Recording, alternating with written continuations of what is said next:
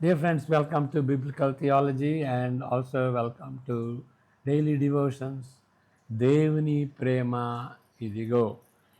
ఈ దినానికి అంటే ఏప్రిల్ 12కి చెందినటువంటి గ్రంథం కీర్తనలు 19. దాన్ని చదువుకుందాం. దానిలో ఉన్నటువంటి ముఖ్యాంశాలని ఐడెంటిఫై చేసి దానిపై ధ్యానిద్దాం, ప్రార్థన చేసుకుందాం.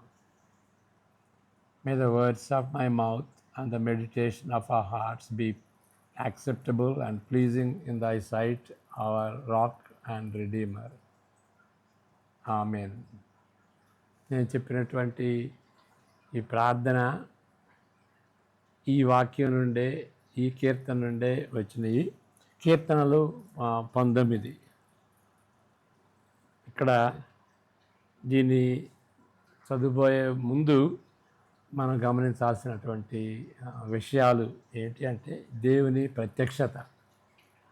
దేవుని ప్రత్యక్షత అంటే తనను తాను బయలుపరచుకోవటం. దేవుడు తనను తాను బయలుపరచకపోతే మనకి దేవుని గురించి ఏమీ తెలియదు. We're absolutely in the dark. Philosophers లాగా మనం దేవుని మనమే సృష్టించుకుంటాం. మనం సృష్టించుకున్నటువంటి దేవుడు వాళ్ళని ఫిలాసఫర్స్ అంటారు కదా. అంటే ఫిలాసఫర్స్ అంటే ఫిలాసఫీ అంటే లవ్ ఫర్ విజ్డమ్. కానీ ఇంకా రాంగ్ టైప్ ఆఫ్ ఫిలాసఫీని ఏమంటారంటే philosopher is the one who hunts for a black cat in the dark room, the cat that is not there. లేనటువంటి పిల్లిని, నల్ల పిల్లిని చీకటిలో వెతుకుతున్నట్టుగా ఉంటుందన్నమాట. కాబట్టి అక్కడ లేనిదాన్ని మన మైండ్లో సృష్టించుకుంటాం. ఆ విధంగా దేవుణ్ణి మనమే సృష్టించుకుంటాం. అసలు దేవుడు ఎవరు అనేదాన్ని తనకు తానే చెప్పాలి. సృష్టికి అతీతంగా ఉన్నటువంటి దేవుడు తనను తాను బయలుపరచకపోతే ఇక దేవుని గురించి మనకు ఏమీ తెలియదు. ఆయన కృప చొప్పున ఆయన తనను తాను బయలుపరుచుకున్నాడు. ఏ విధంగా బయలుపరుచుకున్నాడు అంటే సృష్టి ద్వారా బయలుపరుచుకున్నాడు. ఎవరికి బయలుపరుచుకున్నాడు? రెబల్స్కి, ఆయనకు వ్యతిరేకంగా తిరుగుబాటు చేసేటువంటి రెబల్స్కి వాళ్ళని ఏ విధంగా రక్షించి ఆయనతో సంబంధం తిరిగి పెట్టుకోవాలనేటువంటి తీరులో, ఉద్దేశంతో తనను తాను బయలుపరుచుకున్నాడు. అది ఆయన కృపే. ఏ విధంగా బయలుపరుచుకున్నాడు అంటే సృష్టి ద్వారా బయలుపరుచుకున్నాడు, చరిత్ర ద్వారా, మానవ చరిత్ర ద్వారా, మరి ముఖ్యంగా రక్షణ చరిత్ర. ఇస్రాయేలీలు మరి సంఘం వాళ్ళ చరిత్ర ద్వారా తనను తాను బయలుపరుచుకున్నాడు. ఏది ఇష్టం, ఏది అయిష్టం అనేటువంటి విషయాల్ని తను తాను బయలుపరుచుకున్నాడు. అయిష్టమైనప్పుడు ఇష్టపడటానికి ఏం చేయాలి అదంతా కూడా అన్నమాట. రెండవ విధం ఏంటంటే ధర్మశాస్త్రం ద్వారా. ధర్మశాస్త్రం అంటే పాత నిబంధన, క్రొత్త నిబంధన కలిపితే బైబిల్ అని అంటాం. దేవుడు బయలుపరుచుకున్నాడు ఆయన మంచి ఏంటి, చెడు ఏంటి అనేటువంటిది. ఇంకొక విధంగా చూస్తే మానవుడి ద్వారా. మానవుడిని దేవుడు తన స్వరూపంలో చేసుకున్నాడు. కాబట్టి మానవుడిని చూస్తే మానవ యొక్క మంచి చెడులు, సామాజిక జీవితం 5 భాగాలని చెప్పాను కదా. Physical, social, emotional, moral and rational అంటే నైతిక జీవితం. భౌతిక జీవితం, సామాజిక జీవితం, భావోద్రేకాలకి సంబంధించినటువంటి ఆ రంగం, ఆ జీవితం, నైతిక జీవితం, మానసిక జీవితం. ఈ 5 కోణాలలో దేవుడు మనం సృజించాడు. అయితే దేవునికి శరీరం లేదు. కాబట్టి ఆయన ఆ విధంగా కాకుండా మిగిలినటువంటి విధాల్లో ఆయన తను తాను మానవుల ద్వారా బయలుపరుచుకున్నాడు. అంటే దేవుడు ఆత్మ కాబట్టి ఆయనకి భౌతిక శరీరం లేదు. God is spirit and those who worship him must worship him in truth and in spirit. యోహాను సువార్త 4:24 ఉంటుంది అన్నమాట. కాబట్టి మానవుడు ఈ విధంగా ఇన్ని రంగాల్లో ఏ విధంగా చేస్తున్నాడో అది మంచిగా చేయొచ్చు, చెడుగా చేయొచ్చు. మంచిగా ఎందుకు చేస్తాడంటే దేవుని రూపంలో ఆయన సృష్టించబడ్డాడు కాబట్టి. చెడు ఎందుకు చేస్తున్నాడు ఈ రంగాల్లో అని అంటే పతనాన్ని బట్టి అతని స్వభావమే చెడిపోయింది కాబట్టి అందువలన ఈ రంగాల్లో చెడు చేస్తున్నాడు. కానీ మంచి ఉన్నది కదా, ఆ మంచి దేని నుండి వచ్చింది? దేవుని రూపంలో the likeness of God man was created. Okay, సామాజికం అంటే దేవుడు తండ్రి, కుమార, పరిశుద్ధాత్మ అదేవిధంగా మనల్ని కూడా సృజించాడు కాబట్టి మనం కుటుంబాలుగా ఉంటాం, విలేజెస్లో ఉంటాం, కాలనీస్లో ఉంటాం, కంట్రీస్లో ఉంటాం, ఖండాల్లో ఉంటాం. ఇక అరణ్యంలో ఉండేవాళ్ళ సంగతి వాళ్ళు పిచ్చోళ్ళని చెప్పవచ్చు. ఆ విధంగా దేవుడు మనల్ని సృజించలేదు. ఒంటరిగా ఉండాలి అనేటిది, వైరాగ్యం తీసుకోవాలి ఒంటరిగా ఉన్నది అనేది, అది ఆ విధంగా దేవుడు మనిషిని సృజించలేదు. కాబట్టి మానవుని ద్వారా కూడాను దేవుడు తను తాను బయలుపరుచుకున్నాడు. మరి ముఖ్యంగా యేసుక్రీస్తులో బయలుపరుచుకున్నాడు. ఆయన మాటల ద్వారా, ఆయన క్రియల ద్వారా, అనేక విధాలుగా ఆయన చేసిన దానిని, చేయిపోయిన దాని ద్వారా కూడాను సంపూర్తిగా మనకు అర్థమయ్యేటట్టుగా, మానవులకు అర్థమయ్యేటటువంటి రీతిగా తను తాను బయలుపరుచుకున్నాడు. ఇప్పుడు మనం చదవబోయేటువంటి ఈ కీర్తన 19లో వీటిల్లో రెండింటిని మనం చూడగలం. అదేంటంటే సృష్టిని, ధర్మశాస్త్రాన్ని. చదువుకుందాం. కీర్తనలు 19. ఆకాశములు దేవుని మహిమను వివరించుచున్నవి, అంతరిక్షము ఆయన చేతి పనిని ప్రచురపరుచుచున్నవి. పగటికి పగలు బోధ చేయుచున్నది, రాత్రికి రాత్రి జ్ఞానము తెలుపుచున్నది. వాటికి భాష లేదు, మాటలు లేవు, వాటి స్వరము వినబడదు. వాటి కొలనూలు భూమి అందంతటా వ్యాపించి ఉన్నది, లోక దిగంతముల వరకు వాటి ప్రకటనలు బయలు వెళ్ళుచున్నవి. వాటిలో ఆయన సూర్యునికి గుడారము వేసింది. అతడు తన అంతఃపురములో నుండి బయలుదేరు పెండ్లి కుమారుని వలె ఉన్నాడు. సూర్యుడు పరుగెత్త నొల్లసించున్నట్లు తన పదమునందు పరుగెత్త నొల్లసించుచున్నాడు. అతడు ఆకాశమున ఈ దిక్కు నుండి బయలుదేరి ఆ దిక్కునకు దాని చుట్టూ తిరిగి వచ్చుచున్నాడు. అతని వేడిమికి మరుగైనదేదియూ లేదు. యెహోవా నియమించిన ధర్మశాస్త్రము యథార్థమైనది, అది ప్రాణమును తెప్పరెల్లజేయును. యెహోవా శాసనము నమ్మదగినది, అది బుద్ధిహీనులకు జ్ఞానము పుట్టుతుంది. యెహోవా శాసనము. అక్కడ శాసనాల దగ్గరికి వచ్చాం, ధర్మశాస్త్రం దగ్గరికి వచ్చాం. నెక్స్ట్, యెహోవా ఉపదేశములు నిర్దోషమైనవి, అవి హృదయమును సంతోషపరచును. యెహోవా ఏర్పరిచిన ధర్మము నిర్మలమైనది, అది కన్నులకు వెలుగిచ్చును. యెహోవా ఎందైన భయము పవిత్రమైనది, అది నిత్యము నిలుచును. యెహోవా న్యాయ విధులు సత్యమైనవి, అవి కేవలము న్యాయమైనవి. అవి బంగారు కంటెను, విస్తారమైన మేలిమి బంగారు కంటెను కోరదగినవి. తేనె కంటెను, జుంటి తేనె ధారల కంటెను మధురమైనవి. వాటి వలన నీ సేవకుడు హెచ్చరిక నందును, వాటిని గైకొనుట వలన గొప్ప లాభము కలుగును. తన పొరపాటులు కనుగొన వాడెవడు? నేను రహస్యముగా చేసిన తప్పులు క్షమించి నన్ను నిర్దోషినిగా తీర్చుము.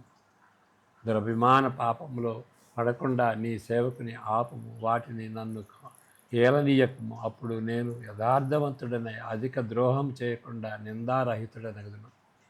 యెహోవా నా ఆశ్రయదుర్గమా, నా విమోచకుడా, నా నోటి మాటలను నా హృదయ ధ్యానమును నీ దృష్టికి అంగీకారములగును గాక. ఆకాశములు, నెక్స్ట్ వర్స్ 15. ఇప్పుడు ధ్యానం కార్సన్ గారు చెప్పినటువంటి ధ్యానం చదువుకుందాం. అద్భుతమైన దాతృత్వంతో దేవుడు తనను తాను బయలుపరుచుకున్నాడు. ఆయనది తనను తాను బయలుపరచుకోవటం దాతృత్వమే. దేవుని యొక్క దాతృత్వం, దేవుని యొక్క కృప, కరుణ, వాత్సల్యం. ఆయనకు వ్యతిరేకంగా తిరుగుబాటు చేసిన జాతికి పిసినారిగా అర్థం కానట్లు బయలుపరచుకొనలేదు, కానీ అనేక రీతులలో బయలుపరుచుకున్నాడు. ప్రకృతి ద్వారా, ఆయన ఆత్మ ద్వారా, ఆయన వాక్యం ద్వారా, రక్షణ చరిత్రలోని గొప్ప సంఘటనల ద్వారా తన ఉద్దేశాలను వ్యక్తపరుచుకున్నటే గాక, మనలను ఆయన నిర్మించిన తీరుని బట్టి కూడా తన స్వభావాన్ని వెల్లడిపరుచుకుంటున్నాడు. ఆయన రూపాన్ని మనము ధరించుకున్నాం కదా. ఆయన ఈ విధంగా వ్యక్తపరుచుకున్న వాటిల్లో రెండింటిని ఈ కీర్తనలో చూడగలం. వాటిలో రెండింటిని. మొదటిది ప్రకృతి. ఇంకా ప్రత్యేకించి చెప్పాలంటే ప్రకృతిలో ఒక భాగం మనమందరము వీక్షించి ఆనందించే అంతరిక్షం. ఆకాశములు దేవుని మహిమను వివరించుతున్నవి, అంతరిక్షము ఆయన చేతి పనిని ప్రచురపరుచుతున్నది. పగటికి పగలు బోధ చేయుచున్నది, రాత్రికి రాత్రి బోధ చేయుచున్నది అని మనం చదువుకున్నటువంటి రీతిగా కీర్తనలు మొదటి 2 అధ్యాయాలు చూస్తున్నాం. అంతరిక్షము దేవుని బయలుపరుస్తుంది. ప్రకృతిలో అది ఒక భాగం అంతరిక్షం. సూర్యచంద్ర నక్షత్రాలు వివరించే కట్టుకథలు ఎన్నింటినో ప్రాచీనులు సృష్టించినట్లు ఆధునిక ప్రజలు కూడా సంక్లిష్టమైన శాస్త్రీయ పురాణాలను సృష్టించారు. మేము ఒక చోటకి ఎత్తైన కొండ మీదకి వెళ్ళినప్పుడు అక్కడ టెలిస్కోప్ పెట్టారు. అన్ని నక్షత్రాలని చూశారు. ఇక దాని గురించి ఒక ఆవిడ గంట సేపు చెప్పింది. అది ఈ రూపంలో ఉంది, ఆ రూపంలో ఉందని, అది కట్టుకథలాగా ఈ విధంగా వివరిస్తారు అని చెప్పింది అన్నమాట. కాబట్టి ఆ విధమైనటువంటి శాస్త్రీయ పురాణాలే వాటిని సృష్టిస్తారు. వాస్తవానికి వారికంటే ఆధునిక ప్రజలకు వాటిని గూర్చిన జ్ఞానము, పురోగమనము నమ్ము చెంది ఖచ్చితంగా యాక్యురేట్గా ఉంటుంది. అంటే సృష్టి గురించి, భూగోళం, అంతరిక్షం గురించి మనకి ఇప్పుడు బాగా తెలుసు. టెలిస్కోప్ను బట్టి, మరి అంతరిక్షంలోకి వెళ్ళినటువంటి ఆ రాకెట్స్ని బట్టి, అక్కడ ఫొటోస్ తీసుకోవటం, వాటిని బట్టి అక్కడ ఏ పరిస్థితులు ఏ విధంగా ఉన్నాయి, అవన్నీ కూడాను మనకి ప్రాచీనంలో ఉన్నటువంటి వాళ్ళకంటే ఇప్పుడు మనకి బాగా తెలుసు. ఒక తాత్విక శాస్త్రమునకు బద్దులైనందున ఫిలసాఫికల్ కమిట్మెంట్ అన్నమాట. అంటే ఒక వరల్డ్ వ్యూకి వాళ్ళు కమిట్ అయినందున ప్రకృతిని వక్రీకరిస్తూ చెబుతున్నారు, వక్రీకరిస్తూ అవగాహన చేసుకుంటున్నారు. ఉన్నది ఉన్నట్లుగా చేయకుండా వాళ్ళ ఇంటర్ప్రిటేషను రాంగ్గా ఉంటుందన్నమాట. ప్రకృతిలో క్రమబద్ధము లేదని, ప్రకృతిలో ఉద్దేశమేమీ లేదని, పర్పస్ ఏమీ లేదు, దానిలో జ్ఞానమేమీ లేదని, దైవాధీనంగా అన్నీ కొట్టుకొని పోతున్నవని, ఛాన్స్, ప్రకృతి స్థిరంగా ఉండుటను బట్టి ప్రకృతి మొదలైందని అదొక ఫిలాసఫీ. ఈ విధంగా తలస్తూ వక్రీకరిస్తున్నటువంటి దృష్టత్వం అన్నమాట. పర్వర్జన్ ఉన్నది ఉన్నట్టుగా కాకుండా వక్రీకరిస్తూ అర్థం చేసుకుని బోధిస్తారు. సృష్టిలోని అద్భుతమైన కూర్పును, డిజైన్ ఉంది, పర్పస్ ఉంది. ఇప్పుడు చూడండి, మన బాడీలోనే చూడండి, మన బాడీలో కూడా డిజైన్ ఉంది. రక్తం గాయం తగిలితే రక్తం బయటకు వస్తుంది, అది కారకుండా గాలి తగిలినప్పుడు అది గడ్డగట్టుకుంటుంది.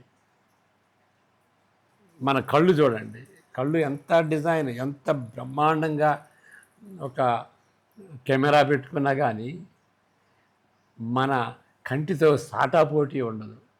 ఓకే, ఎన్ని వేల పెట్టి మనం కళ్ళు కొనుక్కుంటున్నాం,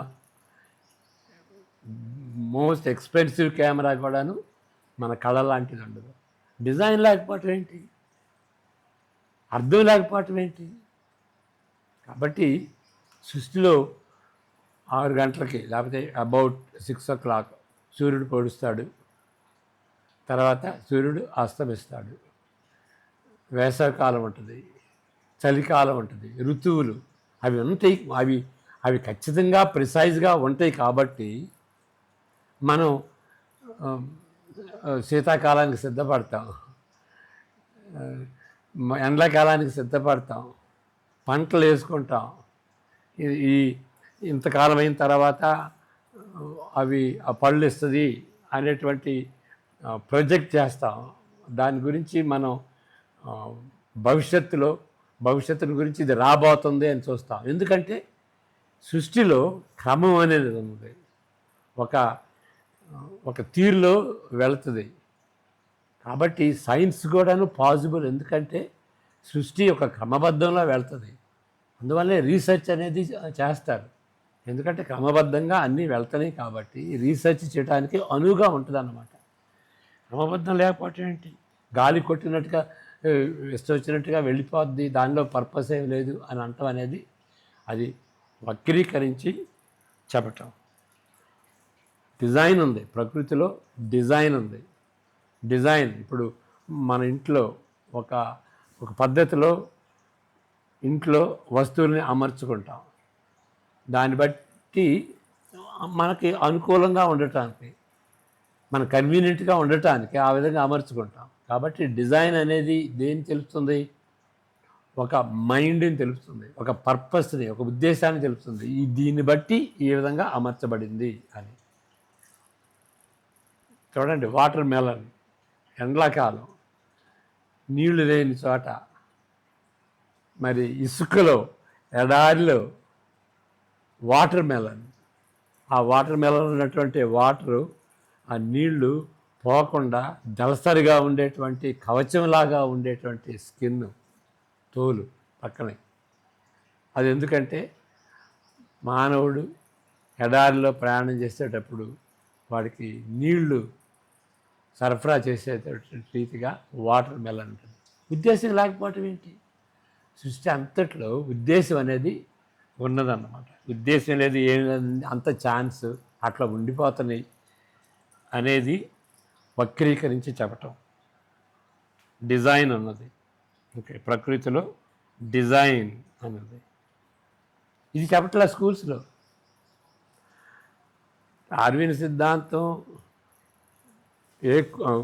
కోతి నుండి, కప్ప నుండి, అమీబా నుండి మనిషి వచ్చాడని ఆ విధంగా ఊహించి సిద్ధాంతపూర్వకంగా చెబుతున్నారు. కానీ లేదు, డిజైన్ అన్నది. డిజైన్ దేన్ని సూచిస్తుంది, ఒక మెథడ్ని సూచిస్తుంది, ఒక మైండ్ని సూచిస్తుంది. మైండ్ అని అంటే వ్యక్తి, ఆ వ్యక్తే దేవుడు. కాబట్టి డిజైన్ బట్టి దేవుణ్ణి తెలుసుకోవచ్చు. అంటే దాని నిమిత్తమై దేవుడిని తెలుసుకోవటానికి దేవుడు సృజించలేదు, దేవుడు అంతకుముందే ఉన్నాడు. కాబట్టి దేవుణ్ణి రుజువు చేసేటటువంటి రీతిగా ప్రకృతిలో డిజైన్ అనేది, క్రమబద్ధత అనేది లేదు. కానీ మనం దాన్ని చూడగలుగుతున్నాం. దేవుడు ఉన్నాడు అని గుర్తు చేసేటువంటిది సృష్టి. సృష్టిలోని అద్భుతమైన కూర్పును చేయగల అత్యున్నతమైన జ్ఞానం గల దేవుని సూచిస్తుంది. అతి స్పష్టంగా ఉన్న దానిని గ్రహించుటకు బదులు వేరే కారణాలను సృష్టించి ఏమీ లేదా ఆ సృష్టిలో అని అంటారు. దీనికి ఎన్నో ఆధారాలు ఉంటున్నాయి. దేవుడు ఉన్నాడు అనే దానికి ఎన్నో ఆధారాలు సృష్టిలో ఉంటున్నాయి. అంతరిక్షము ఆయన చేతి పనిని ప్రచురపరుచుతున్నది, పగటికి పగలు బోధ చేస్తున్నది అని మనం ఈ యొక్క వాక్యంలో మొదటి 2 వచనాల్లో చదువుకున్నాం. ఇక రెండవది, దేవుడు తనను తాను బయలుపరుచుకున్నది ఆయన ధర్మశాస్త్రం ద్వారా.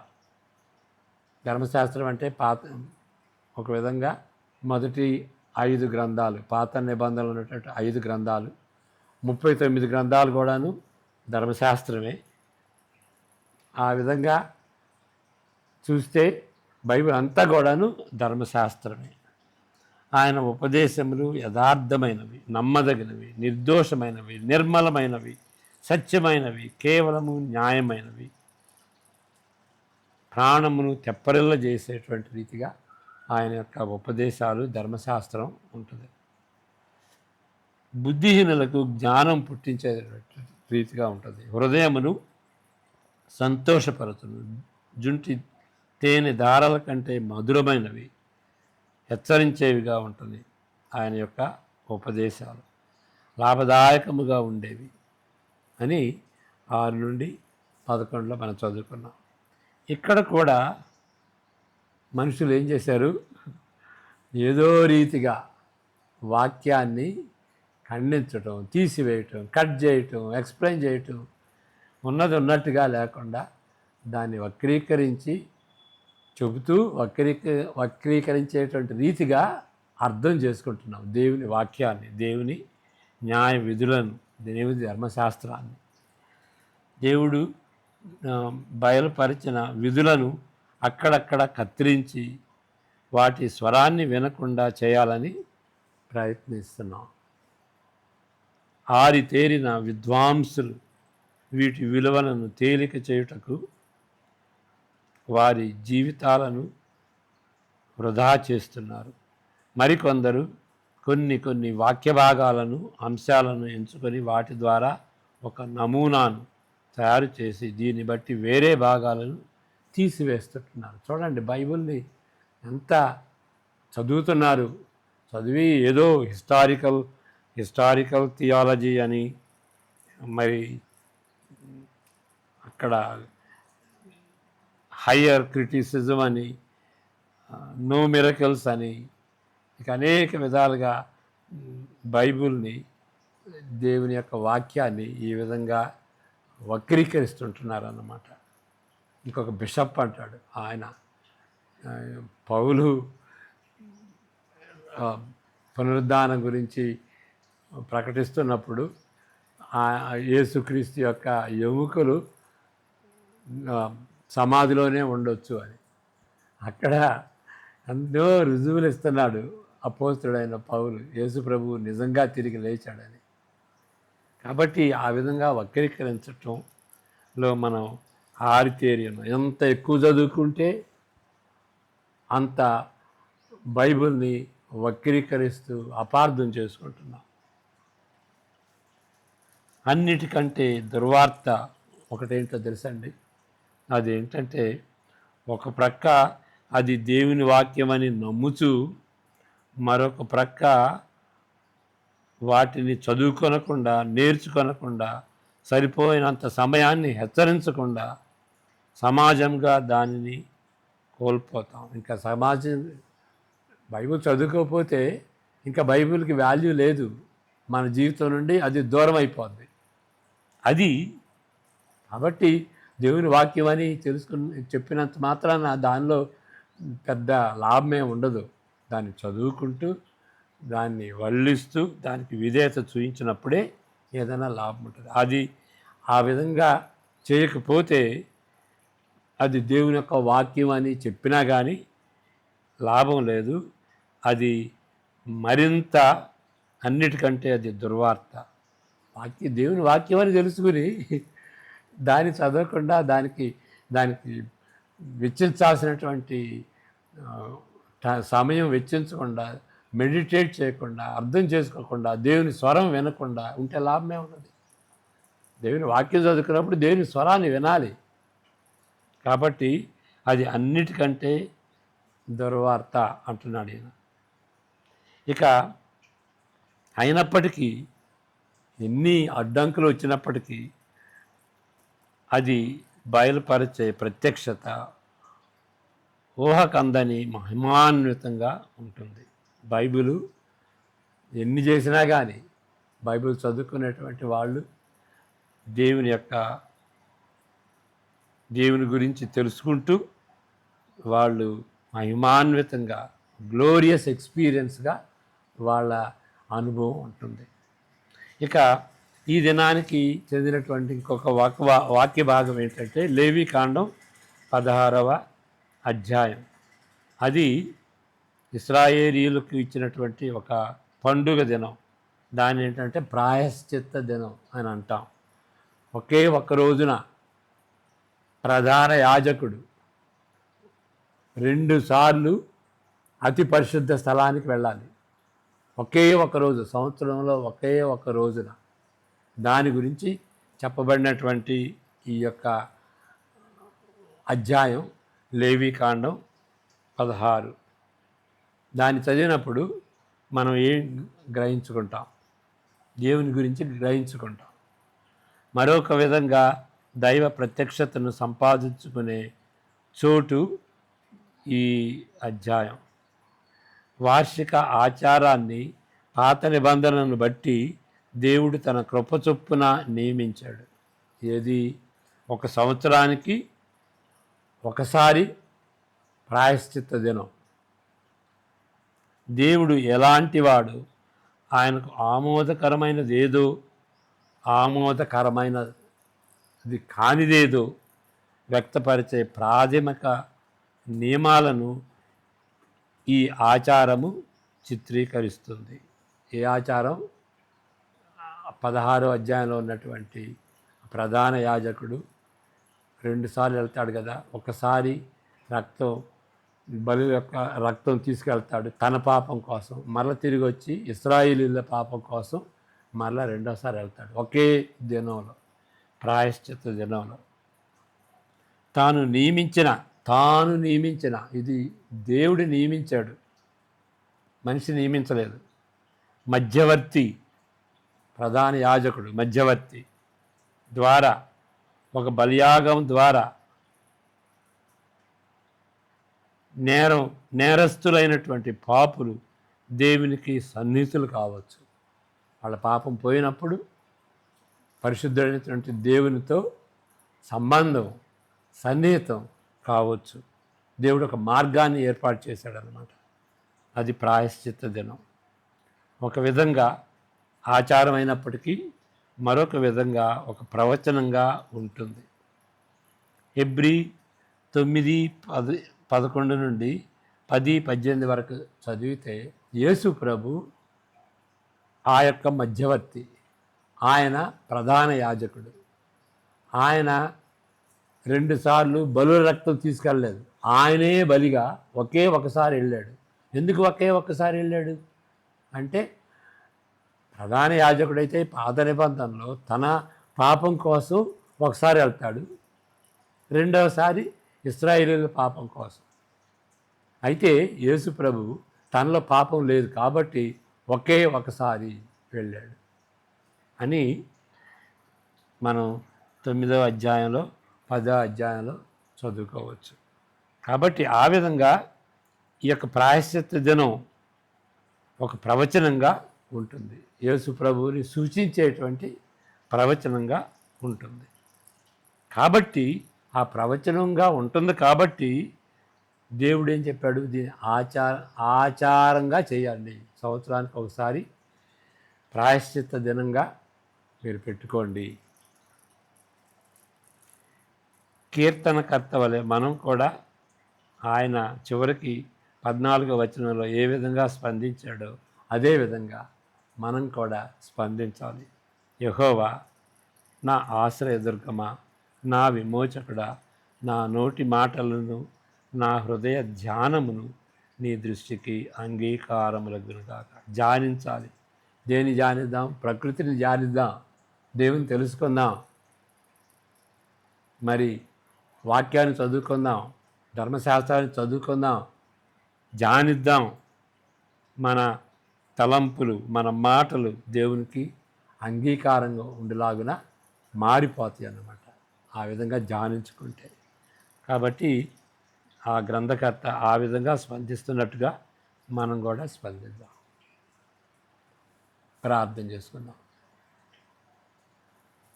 యెహోవా నిన్ను ఆశీర్వదించి కాపాడును గాక.